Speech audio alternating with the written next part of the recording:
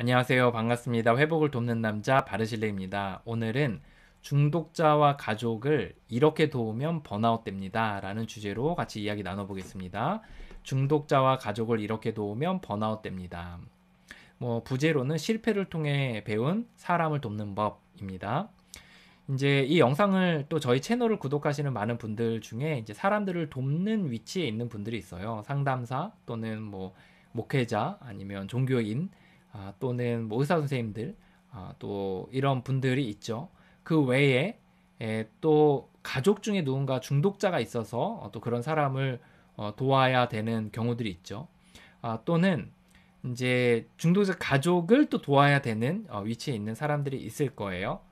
또는 익명의 모임들이나 이런 데서 후원자층에 있는 사람들도 있고 여러 많은 다양한 사람들이 이 영상을 볼 텐데요. 저는 제가 경험한 몇 가지를 통해서 이렇게 하니까 진짜 힘들더라.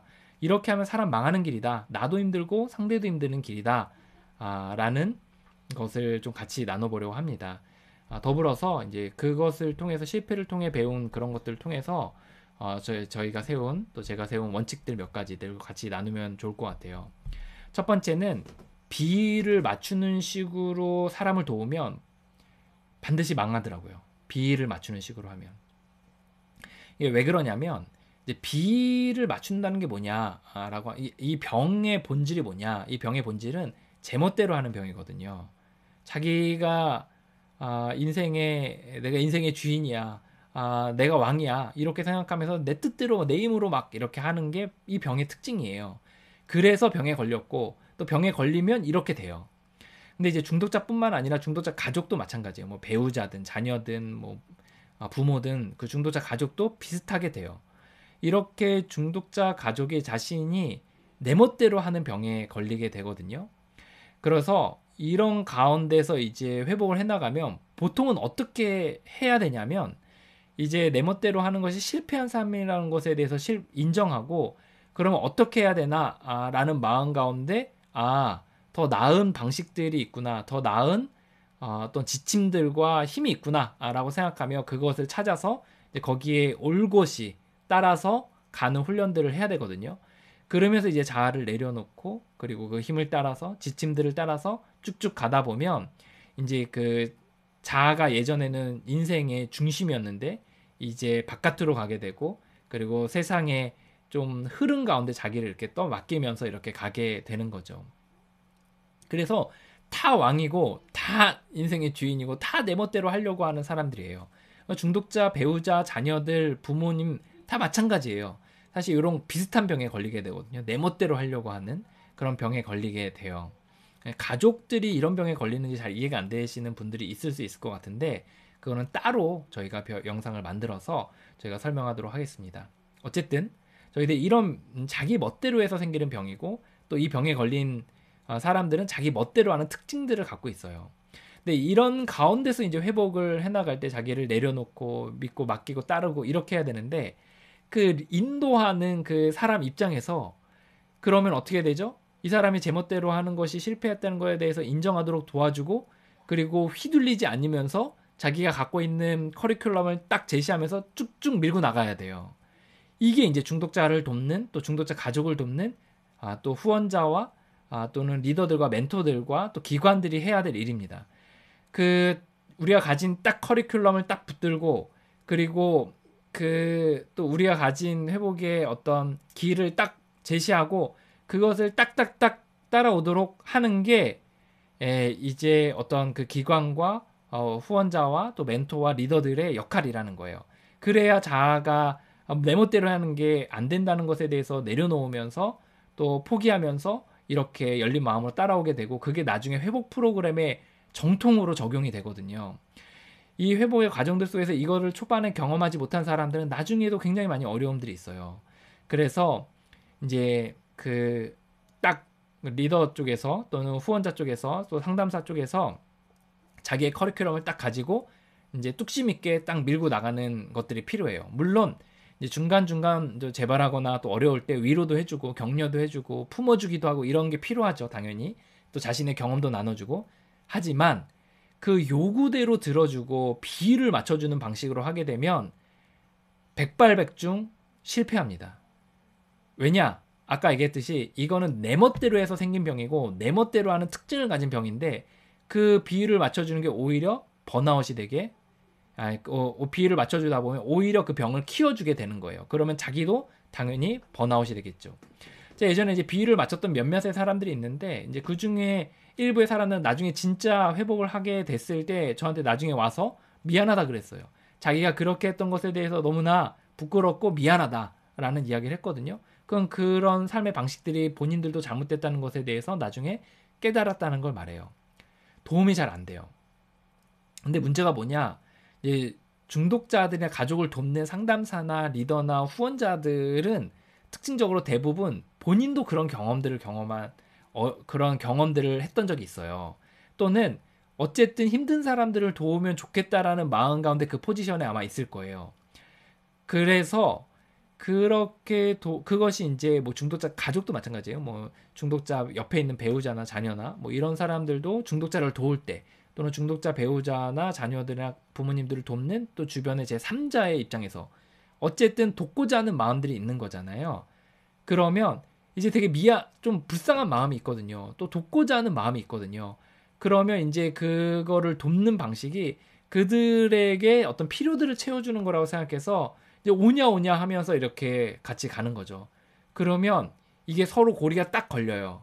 그래서 주종관계처럼 내담자가 마치 주인이 되는 것처럼 보이고 여기는 종의 관계가 되어서 끌려다니게 되는 일들을 많이 생기게 돼요.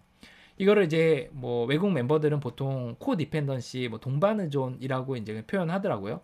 아마 뭐 상담이나 아니면 그런 데선 다른 용어들을 많이 쓰겠죠. 그런데 어쨌든 이쪽 중독 쪽에서는 이거 동반의존이라는 용어로 써서 서로 고리가 걸린다. 코디펜던시잖아요. 그래서 이렇게 딱 서야 되는데 함께 고리가 딱 걸려서 이제 끌려다니게 된다. 그래서 사람을 도울 때 반드시 해야 될 게 뭐냐면 이 동반의존 문제에 대해서 같이 다루면서 본인의 동반의존, 그러니까 돕는 사람이 본인의 어떤 그렇게 그 사람에게 어떤 끌려다니고 맞춰주고 이런 성향에 대해서 자신도 회복해 나가면서 도와야 된다. 이 얘기를 이제 하더라고요. 예, 그래서 저희도 이제 얼마 전에 이제 외국에서 한 분을 이제 줌으로 연결해서 저희들이 좀 저희 그룹 안의 리더들과 같이 어떻게 사람을 도와야 되냐 하는 질문에 대한 그 질문에 대해서 서로 토론하는 시간들이 있었는데 그분이 첫 번째로 했던 이야기 중에 하나 그거였어요. 우리가 또 서로에게 눈치를 보고 의존되고 비위를 맞춰주는 그 코디펜던시 동반의존 문제를 다루지 않으면 또 그것을 다루면서 가지 않으면 사람을 돕는 데 있어서 굉장히 어려움이 따른다. 이것이 반드시 선행되어야 된다. 이 얘기를 했습니다.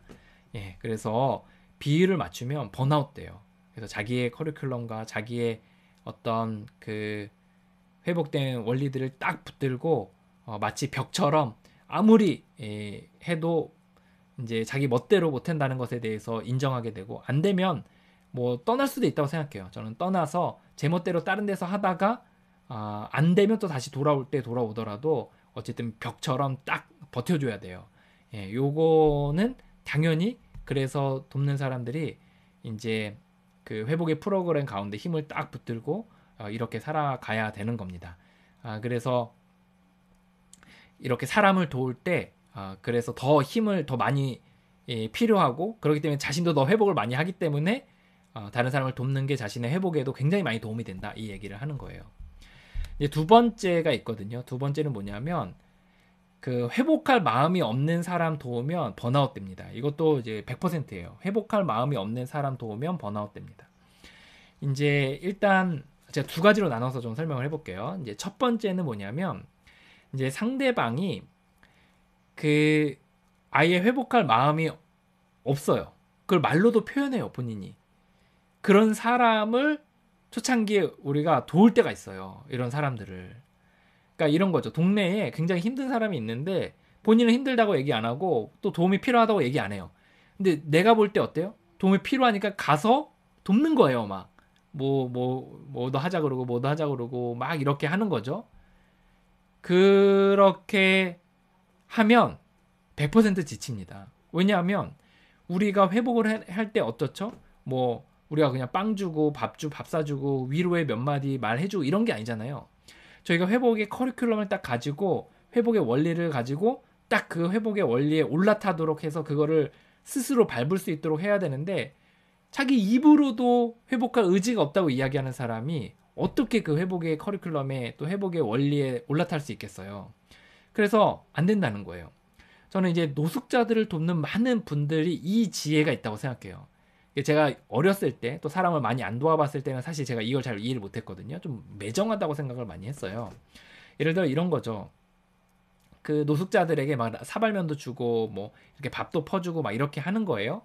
그러면 저 같으면 그냥 밥만 당시에 저 같으면 밥만 퍼주고 사발면만 주는 게 아니라 그들을 막 모아놓고 뭐 교육도 시키고 그리고 막 회복의 원리도 막 가르치고 그리고 막 그들에게 막 갱생할 수 있도록 갱생이라고 그러죠. 갱생할 수 재활할 수 있도록 막 그런 것들을 커리큘럼을 막 제시하고 막 밟도록 만들고 막 훈련식으로 교육식으로 막 이렇게 했을 것 같아요. 당시에 저의 생각이라면.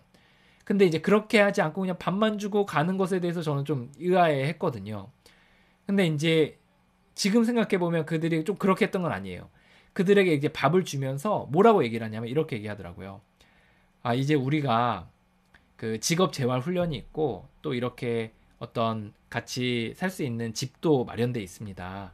근데 이제 노숙생활 마치시고 그만하시고 여기 오셔서 좀 직업 재활도 하시고 회복도 밟으시고 중독도 끊으시려면 오세요. 라고 이제 이야기를 해주더라고요. 그리고 그들에게 이제 거주하는 곳들이 다 노숙자들도 다 있더라고요. 그래서 이제 그분들의 그런 거주하는 곳들을 좀 기억했다가 그분들을 좀 더 챙겨주고 그리고 좀 더 뭐 이렇게 따뜻하게 물론 다 따뜻하게 대하는데 그분들은 좀 더 챙겨주면서 이제 그분들과 더 얘기하는 시간들을 갖다가 이제 그분들이 그럼 뭐 숙소에 들어오거나 직업 재활을 하거나 이런 식으로 하는 과정에 올라탈 수 있도록 도와주더라고요. 저는 그때는 몰랐어요. 그때는 매정하다고 생각했어요. 다 도와야지 이렇게 생각했는데 그게 아니라 지금 생각하니까 이제 알겠는 거예요. 자기 입 밖으로 그 내가 도움이 필요합니다라고 이야기하지 않은 사람은 아무리 도와도 정말 밑빠진 독에 물붓기예요. 우리가 가진 회복 프로그램에 본인이 딱 올라타서 해야 되는데 이제 그게 안 되는 사람을 도우려다 보니까 진이 빠지는 거죠. 예, 저도 이런 실수들을 했습니다. 내가 보니까 이제 내가 뭐 예를 들어 제가 대학원에 갔는데 대학원에 이제 힘든 사람들이 있어요. 그러면 저는 또 힘든 사람들을 돕고자 하는 마음들이 많았기 때문에 그들을 위한 막 카페를 만들고 그리고 그들을 위한 어떤 해결책들을 제시하고 막 했었어요. 근데 그때 제가 힘들었던 이유 중에 하나 뭐냐면 참여를 안 하는 거예요. 그러다 보니까 좀 답답하고 그리고 나 혼자 뭐 하는 건가 자기 연민에 빠지고 막 이런 생각들이 들었었거든요. 그래서 나중에 알았어요. 자기 입 밖으로 도움을 요청하는 사람을 도와야 된다는 걸 알았습니다. 그리고 나서 이제 저희들이 또 이렇게 경험하면서 이제 본인이 도움을 요청하는 사람들이 있어요. 예. 그래서 이제 그런 사람들 돕기 시작했어요. 그런데 제가 이제 깨달은 거는 자신이 입 밖으로 도움을 요청합니다라고 이야기하는 사람들 중에 한 80%는 본인도 모르지만 진짜 도움을 요청하는 게 아니더라고요. 이제 진짜 도움을 요청한다는 건 뭐냐면 진짜 나는 못하겠습니다. 내 힘으로 안 됩니다. 그러니 당신이 회복됐다고 하는데 당신의 회복 커리큘럼이 무엇입니까? 그러면 저는 당신이 시키는 건 뭐든지 하겠습니다. 이런 마음 가운데서 딱 그 회복의 과정에 올라타는 거. 이게 진짜 회복의 열망을 가진 사람들의 이야기라고 생각하거든요. 그런데 이제 난 회복하고 싶습니다. 라고 이야기하는 거예요. 그런데 이제 저희들이 회복의 커리큘럼들을 제시했을 때 또는 회복의 길들을 제안했을 때 어떻게 되냐면 이제 회복하고 싶다고 이야기는 하는데 그 과정들을 밟지 않거나 회복의 도구들을 쓰지 않는 거예요. 그래서 저는 처음에 이해했어요. 왜 그럴까? 아니 그렇게 회복을 하겠다고 이야기하고 열망을 가지고 때로 막 눈물도 뚝뚝 흘리면서 정말 두 주먹을 불끈 쥐고 막 책상을 꽝꽝 치면서 열심히 하겠다고 막 했던 사람들이 도대체 왜 그렇게 과정을 그 밟는다고 할 때 왜 같이 하지 않을까? 왜 회복의 커리큘럼들을 함께 하지 않을까? 근데 제가 그때 깨달은 게 그 사람들은 진짜 회복하려는 마음이 없는 거예요. 그냥 말로만 하는 거예요. 말로만. 그냥 말로 그냥 내가 힘듭니다 라는 자기 연민에 빠져서 그 얘기를 들어주기 바라는 거고 그냥 내가 누가 와서 나를 정말 삶을 뚝딱 이렇게 외과 의사처럼 와가지고 딱딱딱 다 수술해서 삶을 다 이렇게 해주길 바라는 거고, 그리고 내가 그냥 이렇게 시간이 지나면 이렇게 그냥 그 뭔가 입으로 말해두고 그리고 뭔가 그 울타리 안에 걸어두면 그냥 이렇게 하다 회복이 될 거라고 생각을 하는 거예요. 절대 그러지 않거든요. 제가 깨닫게 된 건 입으로 회복하겠다고 말하는 사람도 진짜 하려는 마음이 있는 사람은 아닐 수 있다. 말이 좀 복잡한데 입으로 말한다고 다 진짜가 아닐 수 있다. 이거를 깨달았습니다. 그래서 저는 진짜 회복하려는 사람들을 어떤 사람들로 보았냐면 이제 꾸준히 자신의 회복의 커리큘럼들을 따라가고 그 길들을 이제 함께하고, 그리고 물론 이제 뭐 중간에 어려워서 잠깐 이렇게 좀 딜레이되고 이런 건 있을 수 있지만 그래도 그 마음을 다해서 이렇게 따라가고 도구들을 쓰고 길들을 제안하는 것들을 따라가고, 이런 사람들이 진짜 열망이 있는 사람이구나 라는 것을 알게 됐습니다. 그래서 이후에 저희는 이제 회복할 마음이 없는 사람을 안 돕게 됐어요. 입으로 말하지 않는 사람은 그 사람이 알코올 중독이든 마약 중독이든 또는 뭐 도박이든 성이든 중독자 가족이든 막 죽어가더라도 사실 우리가 그건 할 수 있는 게 아니라는 것에 대해서 저희도 어쩔 수 없는 건 받아들였습니다. 또한 입으로 자신이 회복하고자 한다고 말하는 사람들도 그 중에 아닌 사람들이 있다는 걸 알게 됐어요.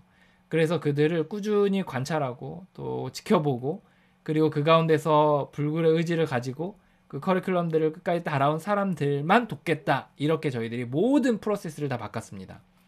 그래서 저희 회복학교에도 들어오면 저희들 처음에 뭐 기본기 영상 20일치를 매일 댓글을 달아야 되는 과정이 있고, 또 한 번에 인터뷰를 거치고 8개월의 준비 기간이 있는데 그 매일 과제들을 해야 되고, 그리고 과제 이후에 또 한 번의 인터뷰를 거쳐서 또 그 12단계를 저희를 돕는데 12단계를 밟고, 그리고 12단계를 밟고 나서도 이제 진짜 진정성 있게 했는지에 대한 인터뷰까지 하는 과정을 하고, 이 과정들 중에 어떤 과정들에 있어서 진정성이 없다고 생각하면 저희는 조금은 그 막말로 더 열망 있는 사람들에게 집중하고 그 사람들 잠깐 이렇게 내려놓는 그런 시간으로 해서 더 열망 있는 사람들을 집중하는 걸로 저희들이 하고 있습니다. 그리고 그 사람들이 다시 열망이 생기면 그 사람들을 돕고, 이렇게 하는 그 원칙으로 저희들이 사람을 돕고 있습니다. 회복할 마음이 없는 사람을 도우면 이제 번아웃 됩니다. 세 번째는 혼자 돕다가 번아웃 되는 거예요. 이게 제가 또 많이 했던 실수 중에 하나인데요. 제가 예전에는 이제 혼자 도왔어요. 다 혼자. 혼자. 그래서 1대1로 몇 명까지 도왔냐면 7명까지인가 아마 도왔을 거예요. 7명까지를 1, 1, 1, 1 이렇게 1대1, 1대1, 1대1 해서 7명의 1대1 구조 속에 있었어요. 이제 그렇게 하니까 진짜 나중에는 이제 숨이 턱 밑까지 차더라고요. 왜냐하면 한 번 모임할 때 한 2시간씩 하거든요.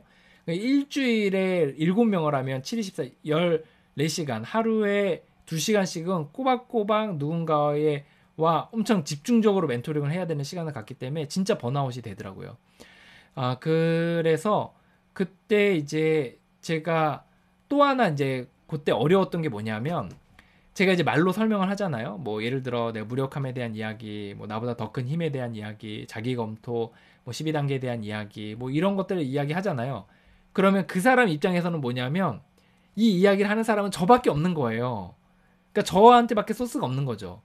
그리고 그러면 저는 7명과 14시간, 14시간을 보내지만 그 사람은 저와 일주일에 2시간을 보내는 거잖아요. 그래서 물론 뭐 매일 전화하고 뭐 그런 것도 있겠지만 이제 어쨌든 2시간을 보내는 거니까 어떻게 되냐? 이제 딱 믿고 딱 그 커리큘럼들을 따라와야 되는데, 회복의 도구들을 붙들어야 되는데 믿음이 약한 거예요. 진짠가?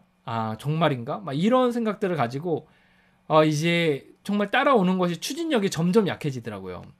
그리고 제 이제 그 경험담도 이제 저 한 사람의 경험담이다 보니까 이 친구에게 또 돕는 분들에게 이제 어떤 그것이 좀 한정되는 좀 느낌이 있었어요. 물론 제가 많이 풍성하게 주어지지만 그래도 좀 한정된 느낌들이 있었거든요.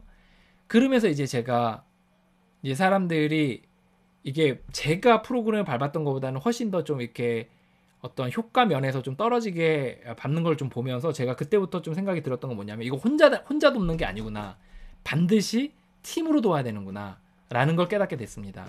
이제 팀으로 도와야 된다는 게 뭐 후원자 그룹이 있어서 후원자 그룹과 함께 도와야 된다. 뭐 리더 그룹이 있어서 리더 그룹과 함께 도와야 된다. 이 얘기를 하는 건 아니고 어쨌든 우리가 함께 모이고 함께 팀워크하고 함께 회복하고 서로의 경험담을 나누고 또 서로의 과정들을 격려하고 또 서로의 생각을 들어보고 또 서로에게 묻고 이렇게 하면서 함께 가야 되는구나 라는 것에 대해서 알게 됐습니다.